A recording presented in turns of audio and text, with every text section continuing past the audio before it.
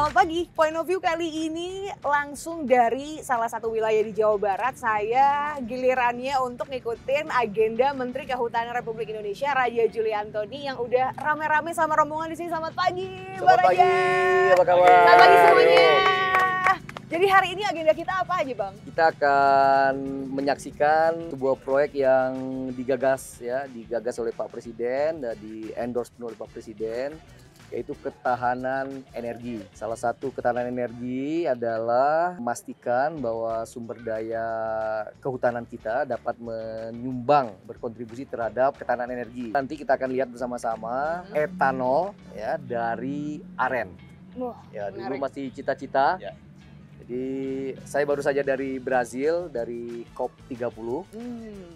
Brazil cukup maju ya, jadi mobil ya, terutama transportasi umum sekarang sudah menggunakan etanol, tidak lagi dari bensin. Kita bisa saksikan nanti semacam soft launching ya, pendirian pabrik etanol. Oke. Tapi kita juga bisa sudah ada bukti bahwa etanol ini bisa gerakin mobil. Nanti kita coba juga ya Pak ya, nyetir mobil yang ini udah full ya, E100. Jadi full semuanya sudah pakai etanol, mobilnya sudah dimodifikasi, sudah disiapkan ya, Oke.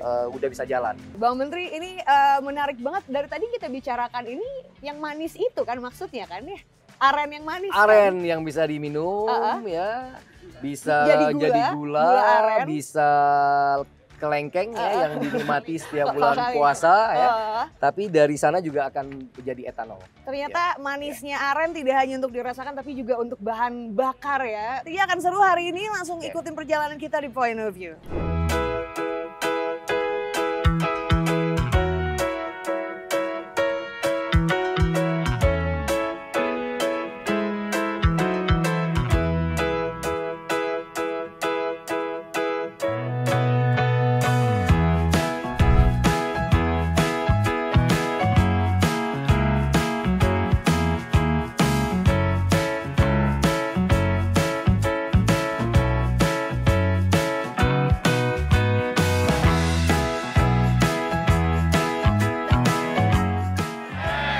Masyarakat jaga, hutan lestari.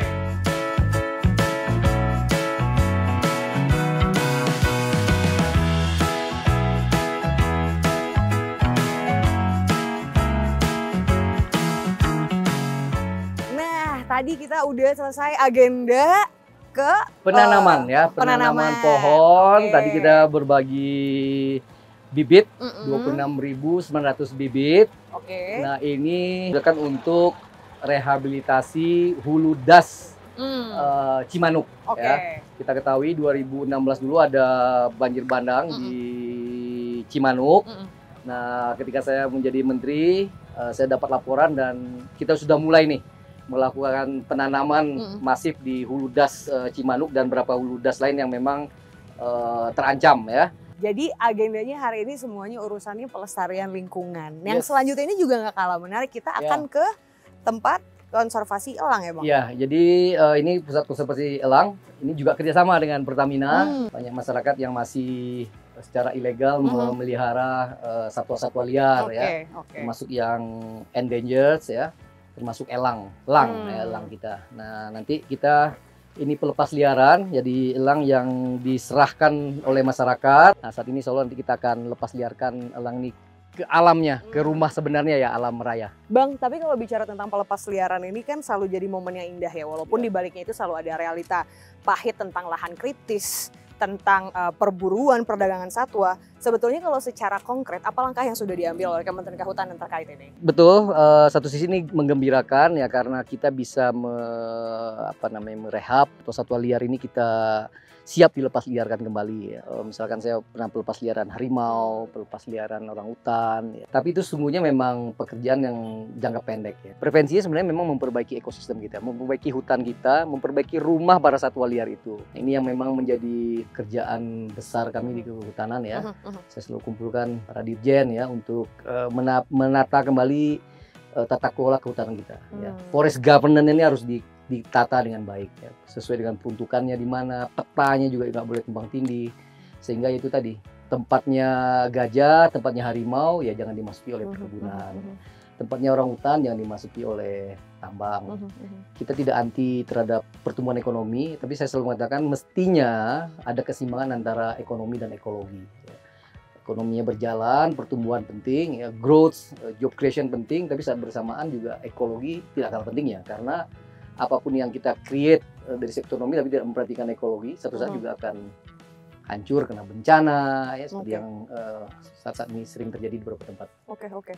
Mumpung karena udah lagi di hutan, mungkin kita akan pelepas liaran elangnya dulu kali ya Bang ya.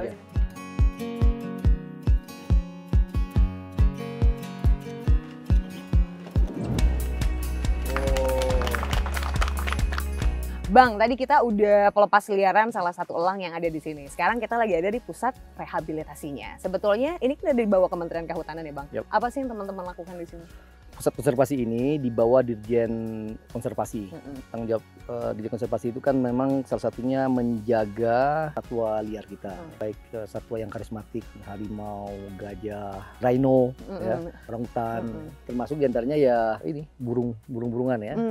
Maupun beberapa jenis burung yang sudah tidak ada di alam ya, karena perburuan liar. Ya. Terutama kan komunitas pecinta burung kita kan banyak ya.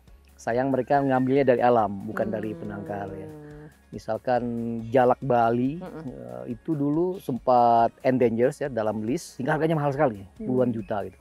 Nah, salah satu caranya sebenarnya adalah dengan mempermudah izin penangkaran. Dengan penangkaran ini kan soal supply and demand ya. Kalau tersedianya banyak, pasti harganya turun gitu. Dan mulai kita rilis ke alam ya, sehingga mulai banyak tuh jalak Bali. Sebetulnya tapi jalak Bali dilindungi apa enggak? Dilindungi, tapi dalam kurun waktu yang lama kan diburu ya, dijerat ya, dan diperjualbelikan dengan harga yang mahal tadi. Sampai habis ya. Nah, solusinya itu saya permudah izin penangkaran ya, dan memang ada pusat-pusat penangkaran tertentu. Ada katanya ada orang yang bertangan dingin gitu, yang memang mudah untuk bertelur dan berkembang biak.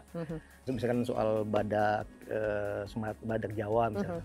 Ujung Kulon gitu. Ujung Kulon ya. Sekarang misalkan mencegah nih, kan ada sekitar 80 sama 100 lagi individu. Yang kita lakukan adalah kerjasama dengan IPB untuk membuat biobank. Artinya spermnya, ovumnya diambil, dipelajari DNA, semuanya di store di bank ya. Dan kita bisa melakukan ART, Assisted Reproductive Technology, semacam bayi tabung untuk IVF-nya badak yes, gitu. Ya. Jadi kalau seandainya nauzubillah Gunung Krakatau meletus ya, kita masih punya stok ya, di dalamnya. Saya kira itu yang harus teknologi menjadi penting. Di Aceh ya, Pak Presiden kan udah mulai program follow up dari pertemuan dengan Raja Charles ya di Inggris, King Charles, dengan WWF meminta waktu itu 10.000 hektar.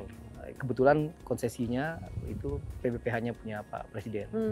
Tapi Pak Presiden malah memberikan 90.000 hektar untuk konservasi gajah. Nah, ini koridor gajahnya kita perbaiki, ekosistem kita perbaiki dengan melibatkan masyarakat, sehingga juga mencegah konflik antara gajah dan manusia. Nah, jadi ada kantong-kantong gajah yang kita perbaiki ya. Nah, tapi sementara itu kita akan juga mempergunakan teknologi ya, kerjasama dengan beberapa institusi untuk bisa pertumbuhan yang lebih cepat, dibantu, sekaligus juga semua DNA-nya ya, semua itu kita pelajari dan kita simpan di biobank kita di IPB. Banyak sekali kasus binatang seperti gajah yang kehilangan habitatnya, akhirnya masuk ke wilayah tempat tinggal warga gitu. Gimana sebetulnya perlindungan terhadap satwa sih Bang? Apalagi kan ini classic problem ya, Indonesia ini kita kaya banget, tapi juga masalahnya nggak kalah kaya gitu. Untuk gajah ya, untuk gajah itu dulu kita punya di tahun 80 atau 90-an ya, 90 terakhir, 90-an itu kita punya 44 kantong gajah se Sumatera. Unfortunately sekarang tinggal 21 kantong ya, 21 kantong. Dan itu sudah scattered. Jadi udah terpisah antara, nggak ada koridor lagi yang menggabungkan satu kantong dengan kantong yang lain. Fakta gitu ya. Tapi saya sih insya Allah ya, dengan perintah dari Pak Presiden juga seorang penyayang gajah ya. Saya sudah kumpulkan berapa stakeholder. 21 kantong ini mau kita apain ini untuk menyelamatkan kantong gajah ini. Sekarang sedang berjalan, ada Asosiasi Pencinta Gajah Indonesia, ada WWF juga. Studi mana yang masih bisa di-link satu kantong-kantong lain tapi dibuat koridor. Tapi di banyak tempat sudah tidak bisa karena sudah ada kebun, jadi perkampungan ya. Tapi saya insya Allah ya 21 kantong ini tidak akan berkurang insya Allah dalam 5 tahun ke depan. Tapi sekali lagi kena perintah Pak Presiden ya, kita justru akan perbaiki habitat ekosistem gajah ini dengan apa yang kita miliki sekarang. Saya terbuka terhadap segala bentuk kerjasama termasuk kritik gitu. Karena saya sadar ketika saya jadi menteri tanggung jawabnya luas banget ya. Rentang kendalinya 125 juta ya. Persoalan kompleksitas di lapangan luar biasa. Pusing ya, nggak akan mungkin hanya dilakukan oleh teman-teman yang bekerja di Kementerian Kehutanan. Makanya saya membuka pintu kantor saya, pintu hati saya dan pintu pikiran saya untuk bersama-sama dengan NGO lokal, internasional untuk barang-barang apa yang bisa kita kerjakan. Sekarang kan kita lagi ada di tempat terbuka ya Bang. Ya. Mungkin di sekitar kita ada hutan lindung yang ada di wilayah Kamojang. Dengerin suara burung elang dikonservasi indah banget ya Bang. Kan? Ya. Rasanya indah ya. Makanya saya hampir setiap minggu itu minimum 1 kali saya turun ke lapangan. Itu ya. Pertama masalahnya memang ada di lapangan ya. Langsung bisa ketemu dengan teman-teman, ngobrol, hadap masalah ya. Dan yang kedua juga ada optimisme ya, ketemu dengan masyarakat, kayak tadi ketemu dengan adik-adik pecinta alam, masyarakat yang peduli terhadap bencana. Jadi bagi saya turun ke daerah itu menyisakan masalah, sekaligus juga refreshing. Itu indah, mendengar bunyi-bunyian. Benar-benar. Menteri Kehutanan harusnya jalan-jalan memang ke hutan ya. Memang ke hutan. Bang, pertanyaan selanjutnya. Kita kan sering bicara soal hutan itu sebagai paru-paru dunia, paru-paru Indonesia lah spesifiknya. Tapi beberapa tahun terakhir, paru-paru ini sering sesak Bang. Saya ambil data dari BNPB, ngomongin soal luas kebakaran hutan kita yang udah lebih dari 283.000 hektar Bang. Itu berarti hampir setara 2,8 kali luas Jakarta gitu. Kita tuh masih punya harapan nggak sih Bang tentang masa depan hutan yang ada di Indonesia? Jadi hati-hati dengan statistik ya, karena justru kalau kita pelajari angka statistik tentang kebakaran hutan dan dari tahun ke tahun kita memperbaiki atau menurunkan dengan baik angka kebakaran hutan kita. Masih ingat dulu 2015 kalau nggak salah ya, betapa kita sebagai negara juga malu karena kita mengirim asap ke negara tetangga. Ya. For your information, misalkan di 2025 ini ya, 1 tahun kepemimpinan Pak Prabowo, angka kebakaran hutan kita turun ya dari 376 ribuan hektar per karhutla ya kebakaran hutan ketika itu sekarang menjadi 213.000. Jadi ada penurunan sekitar 100.000 hektar dalam setahun kita bisa menjaga hutan kita. Kerjasama menjadi penting dengan TNI, Polri, BNPB, BMKG. BMKG itu sangat menentukan sekali karena mereka yang punya teknologi, yang mengerti prediksi cuaca, termasuk OMC, operasi modifikasi cuaca ya. Termasuk relawan tadi, masyarakat peduli api, pasukan kami Manggala Agni, bertarung luar biasa di lapangan untuk memastikan hutan kita terjaga. Nah sebenarnya kan siklus 4 tahunan. Jadi tahun ini dan tahun depan kita masih latihan, karena nanti El Nino-nya itu di 2027. Ini siklus 4 tahun. Nah, Bang, mumpung ada di depan mata kita, ini indah banget. Walaupun sedih ya, ini ada di kandang, tapi ini adalah pusat rehabilitasi, Bang ya. Mungkin ada yang lebih ngerti kali Pak Arifin. Pak Arifin. Mas Akbar, ini elang yang biasa kita lihat di alam liar, sekarang ada di kandang, apa yang terjadi sama mereka? Elang-elang ini ada di pusat konservasi elang Kamojang karena ada serahan dari masyarakat. Kemudian ada juga karena luka, ditembak, dijerat dan macam-macam. Dan kemudian kita ambil di sini dan kita rehabilitasi di pusat konservasi elang Kamojang. Nah, dari 2014 sampai 2025 ini Pusat Konservasi Elang Kamojang sudah merilis sebanyak 154, termasuk yang tadi dirilis oleh Pak Menteri, elang alabesra ini. Dan untuk tahun 2025 ini, Mbak Hanum, kita punya 113 individu dari 12 jenis elang yang ada di sini. Mungkin proses bisnisnya Pak Akbar bisa jelaskan. Gimana Mas Akbar? Jadi untuk bisa sampai di tahapan elang itu bisa dirilis, biasa serahan dari masyarakat akan kita lakukan screening. Screening ini baik dari pemeriksaan morfologi, fisik, dan juga uji lab. Sehingga apabila pada saat dilakukan penilaian, elang ini layak untuk bisa menjadi kandidat dilepas liarkan, maka dia akan melalui tahapan perhitungan scoring masa inkubasi virus. Jadi pada saat itu sudah dinyatakan selesai, maka dia bisa diobservasi di kandang observasi dan dilanjutkan ke latih terbang yang kemudian nantinya menjadi rekomendasi untuk bisa dilepas liarkan. Tentunya secara administrasi karena jenis elang ini itu dilindungi, kita perlu persetujuan dari Dirjen untuk bisa dilepas liarkan kembali. Mungkin juga karena kita lagi ada bareng sama bapak-bapak yang ngurusin elang-elang terluka untuk bisa dilepas liarkan lagi. Mungkin ada pesan gak sih ke masyarakat yang masih hobinya nangkepin satwa-satwa dilindungin tapi yang liar gitu? Ya pertama ini ilegal ya, dan kami akan enforce bagi siapa saja yang melakukan pelanggaran. Yang kedua, saya kira sih sekarang udah zamannya ya kita mencintai satwa ya, mencintai burung, elang kita ya. Jangan lagi melakukan kekerasan ya, menangkap secara liar, kemudian apalagi ditembak ya. Dan ini bagian dari ciptaan Tuhan ya. Ini adalah kekayaan bangsa kita yang justru kita harus lindungi secara bersama-sama. Ya. Walaupun memang mereka udah sulit dilepaskan ke alam liar, tapi sedih banget nggak mereka ada di kandang gitu ya. Sedih sekali karena ini bukan rumah mereka. Rumah mereka sebenarnya ya alam liar ya. Bindang lihat mereka di alam liar. Iya.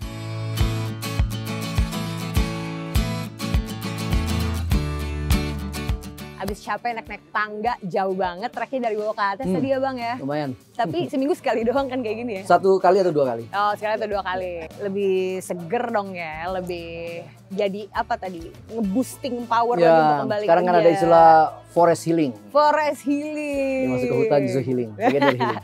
Halo anak-anak kota besar, forest healing. Menarik nih. Oke, Bang.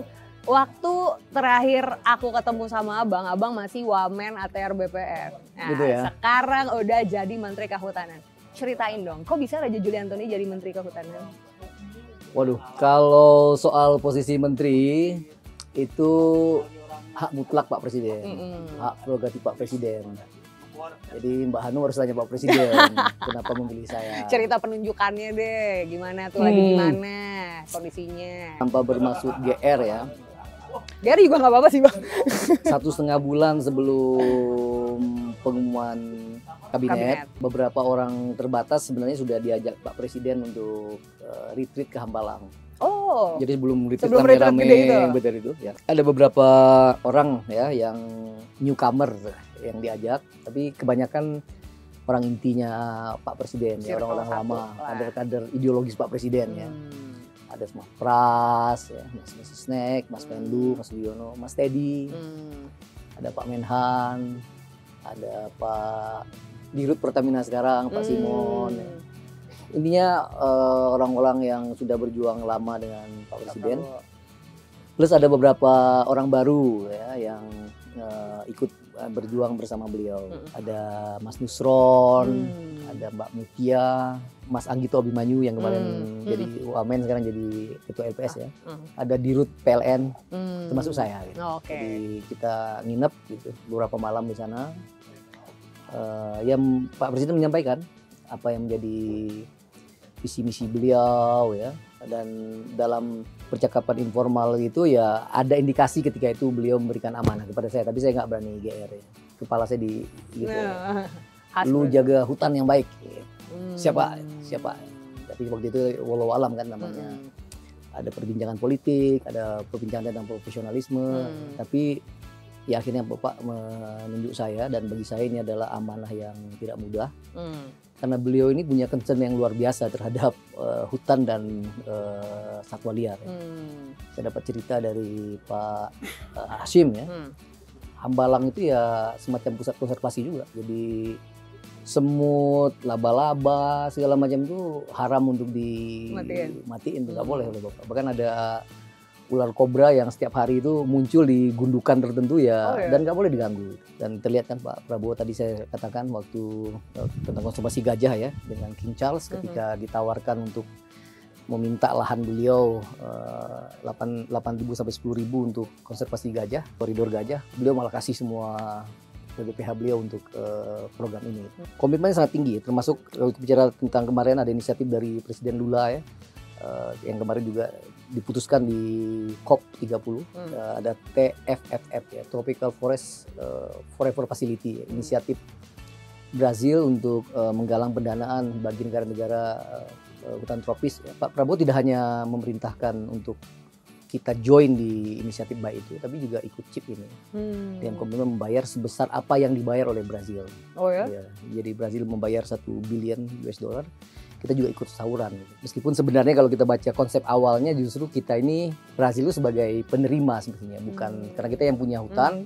Dan karena kita memiliki effort misalkan menjaga hutan tropis dengan baik, maka nanti melalui mekanisme pendanaan yang digalang itu kita justru mendapatkan insentif. Tapi Pak Presiden malah mendorong itu kan. Lihat pidato beliau waktu di General Assembly, UN General Assembly kan.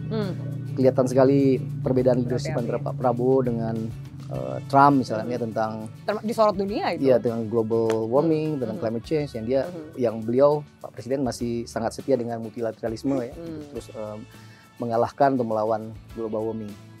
Jadi menjadi Menteri Kehutanan di zaman Prabowo ini tidak mudah ya, karena ekspektasi harapan beliau sebagai pecinta satwa, pecinta hutan ya, jadi memang harus benar-benar dedicated untuk melakukan itu. Dipantau banget nih kayaknya gitu ya.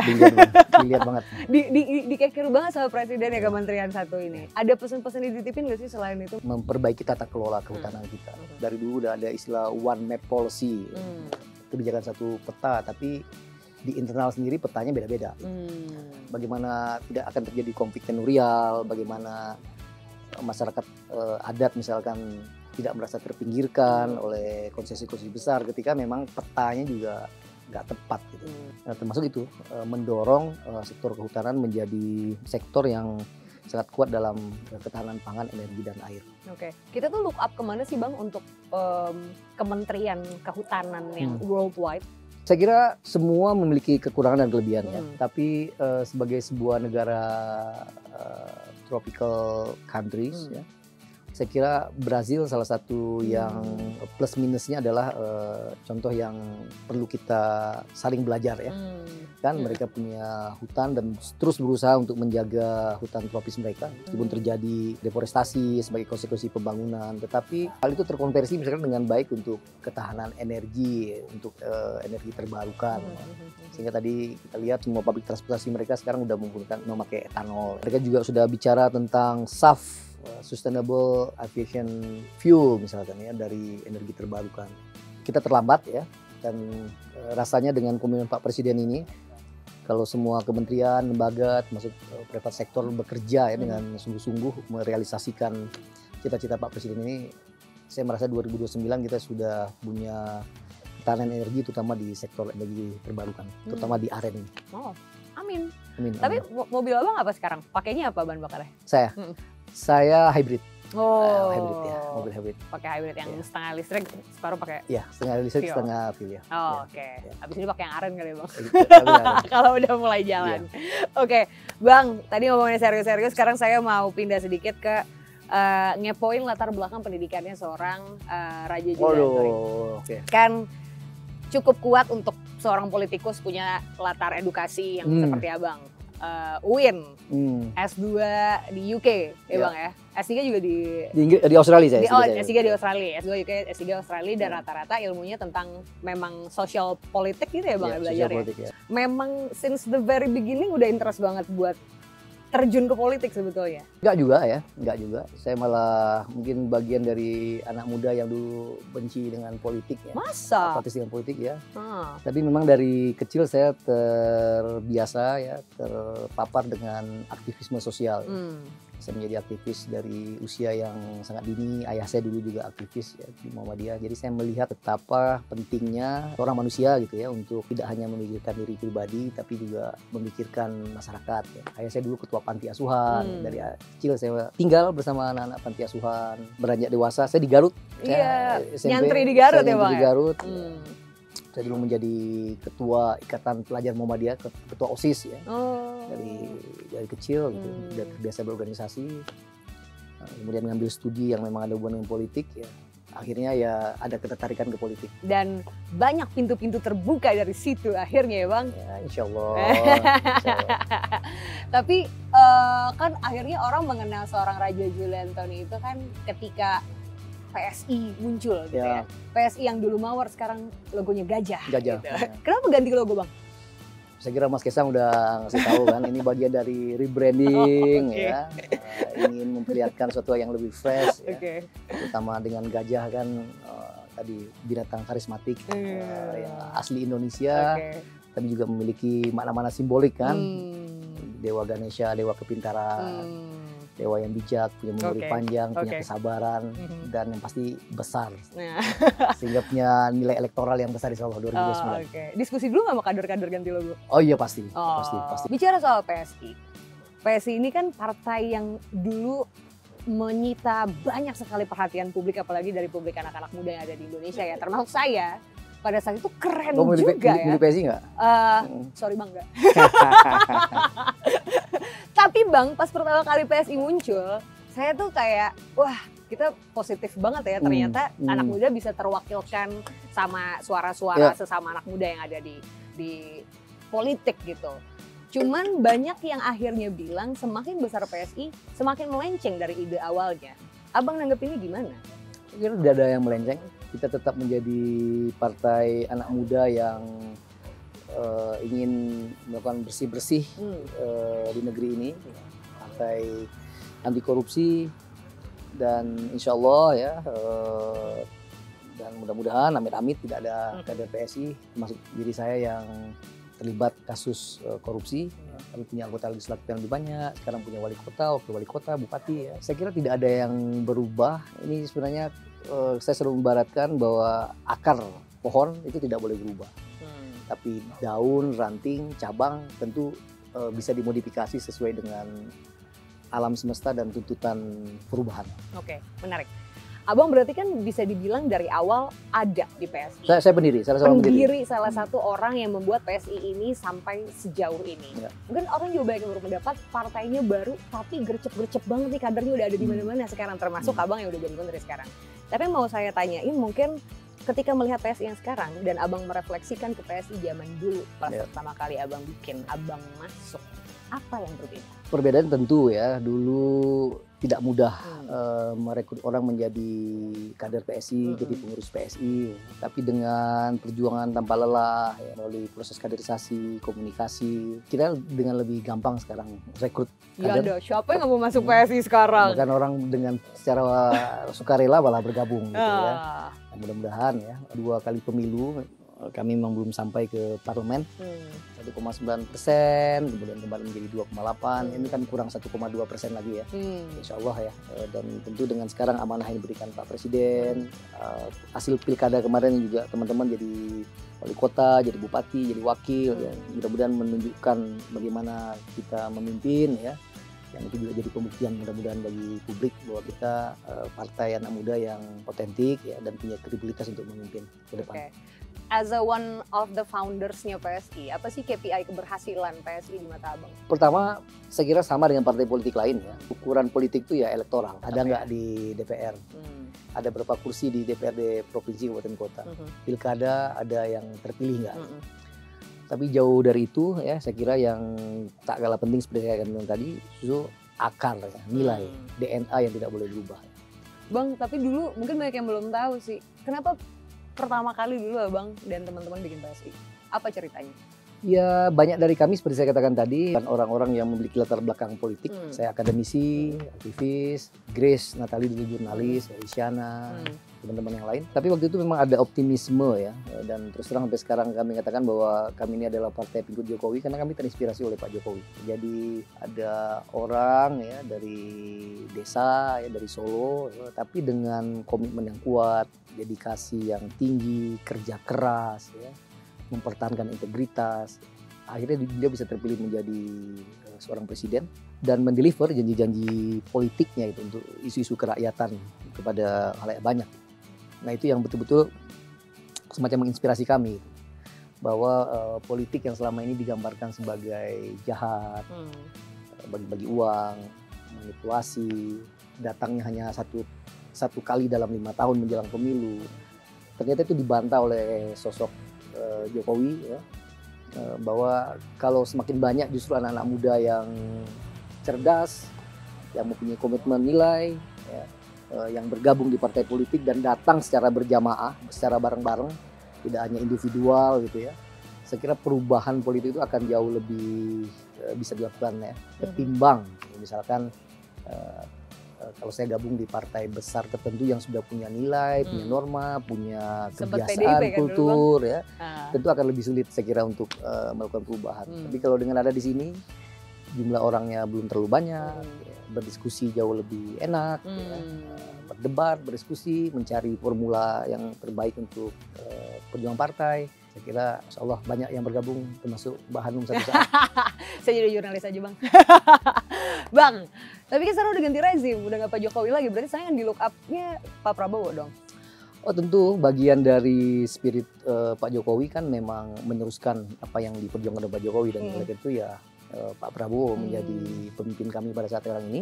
Ya. Perintah dari Pak Jokowi ketika itu juga clear, kita harus mensukseskan pemerintahan Pak Prabowo karena ini bagian dari perjuangan yang dilakukan oleh Pak Jokowi. Mudah-mudahan kami akan terus setia mendukung Pak Prabowo dan Mas Gibran. Ya.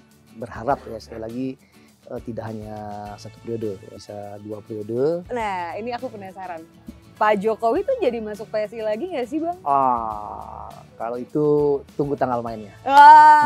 Menarik untuk disimak. Siapa itu Mr. J, kita tunggu pada waktu dan tempat yang nanti disediakan.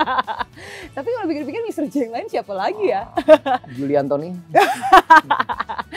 Nggak pakai raja.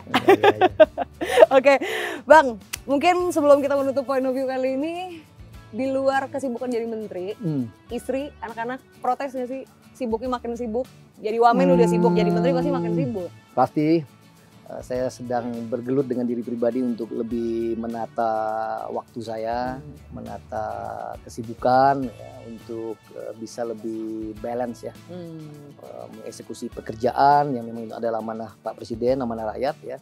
Tapi saat bersamaan anak sedang tumbuh besar ya. Kalau saya hilang momen-momen penting itu kan kasihan ke sayanya dan pasti kasihan ke anak-anak juga. Jadi mencoba membalance itu.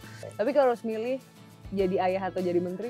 Saya kira itu bukan pilihan. Saya kira itu bukan pilihan. Bisa dijalanin dengan Mudah-mudahan. juggling. Mudah-mudahan. Itu ya. Ya seperti sekarang ini saya memilih untuk tidak menginap di Garut. Dengan harapan menjelang tidur nanti paling tidak saya masih bisa ketemu anak. Atau kalaupun mereka udah tidur sebelum mereka berangkat sekolah, besok saya masih bisa ketemu mereka kalau tidak mengantar mereka ke sekolah. Jadi mungkin ada capek di fisik ya, tapi nggak mudah ya, tapi harus di balance. Tetap ya, menjadi figur seorang ayah yang pengen punya quality time sama sekarang keluarga. banyak ada daddy issues ya, ya banyak orang ya. Saya berharap itu nggak terjadi pada saya dan bagi para menteri lain, para birokrat lain, dan bagi para jurnalis lain. Bang, diving masih sering? Masih. Oh. Mudah-mudahan minggu depan saya mau ke Berau, kemudian langsung ke Maratua. Gila, perairan bagus. Pas weekend nanti kan ya, pas weekend jadi Maratua. Selain nanti ya ada aktivitas menanam, mungkin masih sempat diving 1, 2, atau 3 kali turun ke bawah ya. Luar biasa loh.